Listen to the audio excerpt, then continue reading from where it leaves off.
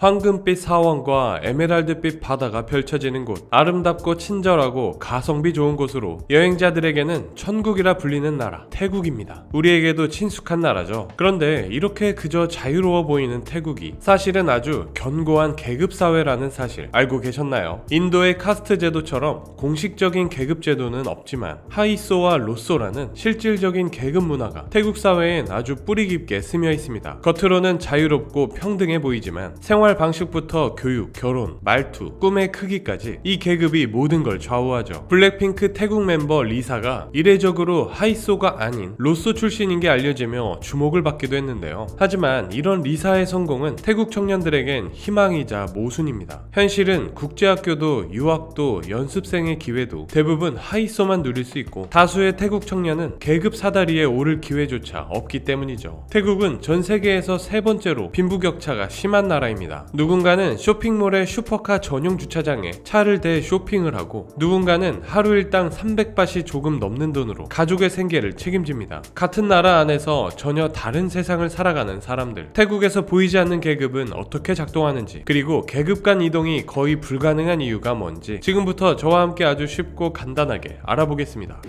태국은 한 나라 안에 두 세상이 있습니다. 하이소가 사는 그들만의 세상이 있고 로소들의 삶이 있죠. 하이소는 하이소시에티의 줄임말로 태국의 상류층을 지칭하는 말입니다. 로소는 로우 소시에티로 그 반대 개념인 서민층을 뜻하는데요. 이는 단순히 경제적인 걸 넘어서 라이프 스타일이나 언어, 사회적 네트워크까지 포함하는 계급 문화입니다. 하이소는 왕족과 친인척이거나 정치 명문 가문, 재벌가인데 영어와 특유의 태국어 억양을 섞어 쓰는 그들만의 언어가 있고 방콕 중심가에 보안이 철저한 고급 주거지에서 살아갑니다. 태국의 쇼핑몰 시안 파라곤에는 슈퍼카 전용 주차장이 있을 정도로 하이소의 삶은 특권과 럭셔리로 가득하죠. 하이소의 SNS에는 요트와 프라이빗 파티, 미슐랭 다이닝, 해외여행 같은 그들만의 일상이 가득합니다. 이렇다 보니 같은 나라이지만 하이소와 로소의 세계는 서로 만날 일도 섞일 일도 없습니다. 가는 곳도 먹는 것도 심지어 말투도 다르니까요. 그래서인지 태국에선 이 계급 간 이동이 거의 불가능에 가깝습니다. 부모가 하이소이면 자녀도 당연히 하이소인데요. 이미 유치원 때부터 하이소 루트가 존재합니다. 명문 유치원과 국제학교를 거쳐 해외 유학을 다녀온 뒤 부모님이 운영하는 회사에 입사하거나 공직에 입문하는 루트죠. 로스는 하이소와의 큰 교육 격차로 인해 애초에 하이소와 경쟁 자체가 안 되기도 하고요. 결혼도 하이소끼리만 하니 돈과 권력이 그 안에서만 계속 돌고 도는 구조입니다. 태국의 계급 간 격차가 얼마나 심각한지 살펴보면 태국 상위 1%가 태국 전체 부의 무려 66.9%를 가지고 있고 상위 5%가 전체 토지의 80%를 소유하고 있습니다. 태국의 지니계수는 2023년 기준으로 0.43으로 동아시아 국가 중 가장 높은데요. 지니계수란 빈부격차와 계층 간 소득 불균형을 나타내는 수치로 0부터 1까지로 표기되는데 1에 가까울수록 불평등하다는 의미입니다. 우리나라 지니계수가 0.32인데 이보다 더 높은 0.48이면 어느 정도로 심각한지 가늠이 되시죠. 태국 사회가 얼마나 불평등이 심한지 보여주는 대표적인 사건이 하나 있는데요. 바로 레드불 3세의 뺑소니 사건입니다. 사건은 2012년으로 거슬러 올라갑니다. 2012년 방콕 시내에서 술과 약에 취해 페라리를 몰던 27세 운전자가 오토바이를 타고 근무 중이던 경찰관을 치고 달아납니다. 경찰관은 그 자리에서 숨졌고 사고 이후 체포된 남성은 시속 177km 과속과 음주운전, 약 복용이 의심되는 상황이었는데요. 그런데 그는 보석금 50만 바, 약 1,900만 원을 내고 풀려납니다. 그리고 이후 해외로 도주한 남성은 소환 요구에 응하지 않고 전용기를 타고 전 세계를 여행 다닙니다. 심지어 F1 대회를 보러 가기도 하면서 말이죠. 그리고 사건 발생 8년 만인 2020년이 되어서 검찰은 이 남성에 대한 수사 결과를 발표하는데 불기소 처분이 나옵니다. 이게 대체 무슨 상황이야 싶으시죠? 듣고도 믿기 힘든 이 일은 실제 태국에서 벌어진 일입니다. 음주와 약을 하고 무고한 경찰관의 목숨을 앗아갔음에도 기소조차 되지 않은 상황. 경찰과 검찰은 당시 페라리의 속도를 80km 미만으로 줄여서 보고하고 음주 혐의도 적용하지 않는 등 작정하고 봐주기 수사를 했습니다. 아니, 봐주기 정도가 아니라 증거까지 은닉하고 조작했죠. 그가 레드불 창업주의 손자라는 게 알려지며 태국 사회에서 논란이 커지고 시민들이 크게 분노했지만 그럼에도 크게 달라진 건 없었습니다. 사건 관련 검사의 해임 처분이 고작이었고 사실 그마저도 해임 결정 전 검찰이 스스로 사직 탄핵서를 제출하는 걸로 마무리됐죠. 남성에 대한 처벌은 지금까지도 이루어지지 않고 있습니다. 해외 도주 중인 남성의 행방은 여전히 오리무 중인데 그 사이 주요 혐의는 이미 공소시효가 만료됐습니다. 네, 영화보다 더 영화 같은 이 이야기가 바로 태국의 현실입니다. 말 그대로 유전 무죄, 경찰과 검찰까지 조직적으로 재벌 3세의 범죄를 덮어주는 게 가능한 태국. 태국의 상류층 하이소는 우리가 상상하는 그 이상으로 강력하고 단단한 권력의 울타리 안에서 보호받고 있는 듯 보입니다. 이쯤 되면 궁금하지 않으신가요? 태국도 민주주의 국가인데 어떻게 이런 일이 가능한지, 그리고 하이소와 로소의 간극이 하루아침에 생긴 건 아닐 텐데 어쩌다가 이렇게 심각해졌을지. 사실 그 시작은 왕실과 귀족 중심의 전통에서부터 시작됩니다. 태국은 원래 왕족과 귀족이 부와 권력을 독점하던 사회였습니다. 그러다 1932년 절대군주제에서 입헌군주제로 바뀌는데, 우리가 잘 알고 있는 대표적인 입헌군주제 국가가 영국과 일본이죠. 입헌군주제는 왕이 있지만 헌법에 따라 왕은 제한된 권한만 행사하거나 상징적 존재로 남고, 실질적인 정치는 국민이 선출한 총리와 의회가 담당해야 합니다. 하지만 태국은 입헌군주제임에도 여전히 왕실이 엄청난 권력과 정치적 영향력을 유지하고 있습니다. 그리고 태국의 군부는 틈만 나면 쿠데타를 일으키는데요. 태국에선 1932년 입헌군주제가 도입된 이후 무려 19차례나 쿠데타가 벌어졌고 그중 12번이 성공했습니다. 그리고 군부가 정권을 잡을 때마다 민주주의는 몇 발짝씩 후퇴했죠. 그렇다면 태국은 도대체 왜 이렇게 쿠데타가 잦을까요? 선거로 총리를 뽑아놔도 결국 군부가 마음에 안 들면 쿠데타를 일으켜 내쫓아버리는 상황. 그런데 이걸 또 국왕이 승인을 해줍니다. 태국 왕실과 군부 관계는 한마디로 서로의 권력을 보장해주는 공생관계라 할 수 있는데요. 군부가 쿠데타로 정권을 잡으면 왕실이 이를 승인해줘서 군부 정권에 정통성을 부여하고, 군부는 왕실에 대한 비판을 억제하고 권위를 유지해주는 구조로 서로 협력해왔습니다. 이렇게 왕실과 군부가 권력 나눠먹기를 하는 동안 국민들의 삶은 더 팍팍해졌죠. 사회적 개혁이 이루어질 리 없었고 교육과 복지 정책도 발전하지 못했습니다. 그러다 보니 방콕 같은 대도시만 왕실, 군부, 재벌을 중심으로 발전하고 지방이나 농촌 지역은 철저히 방치되며 빈부격차는 더 커졌습니다. 그리고 이런 구조에서 또 빠질 수 없는 게 있죠. 바로 정경유착. 태국 사회는 정경유착이 심하기로 악명 높은데, 기업들은 권력의 실세인 군부 정권에게 정치 자금을 제공하고 그 대가로 감세나 규제 완화 같은 혜택을 받아왔습니다. 결국 태국은 민주주의의 외피를 쓰고 있지만 왕실, 군부, 재벌이 서로 손잡고 단단한 카르텔을 형성해 권력과 자본을 쥐고 있는 구조이고, 자신들의 권력과 부를 유지하고 대물림하며 태국의 계급사회는 더욱 고착되어 온 것이죠. 지금 보고 계시는 영상이 유익하시다면 구독, 좋아요 부탁드립니다.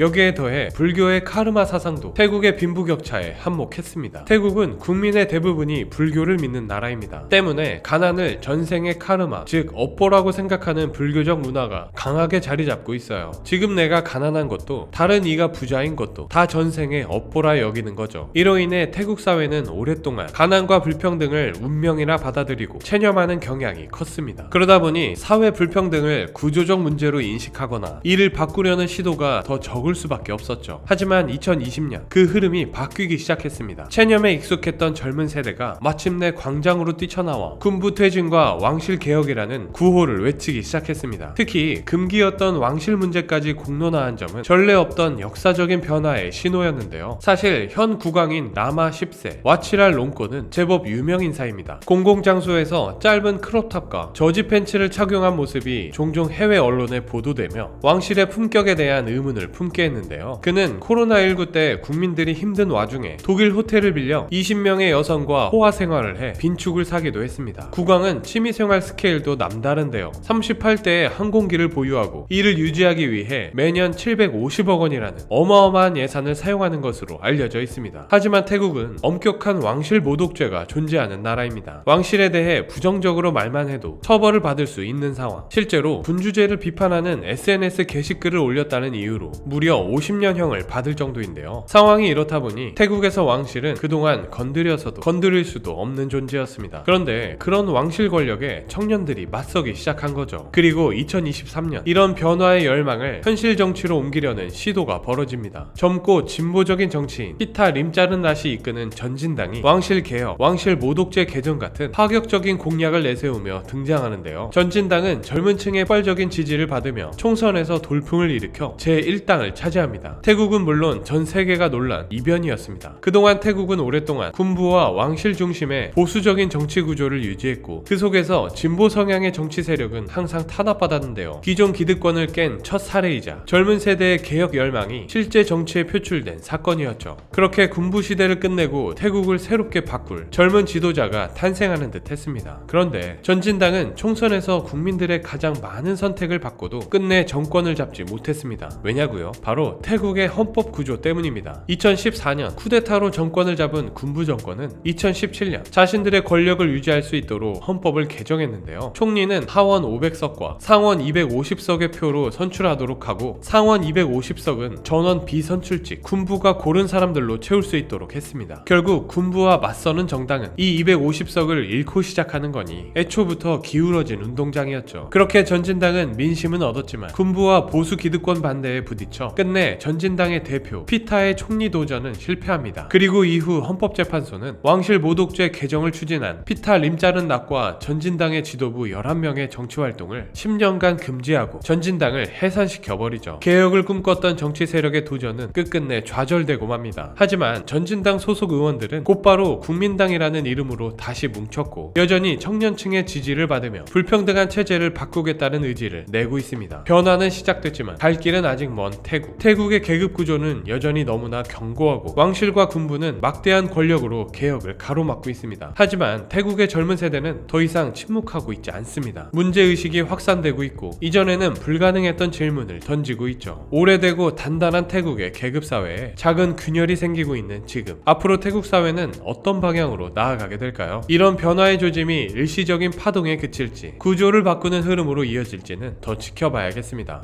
지금까지 하이소가 존재하는 태국의 계급사회와 계급과 빈부격차가 어떻게 고착됐는지 그리고 어떤 변화의 움직임이 일고 있는지 쉽고 간단하게 정리해봤습니다. 오늘은 여기까지고요. 지금까지 지식세포였습니다. 감사합니다.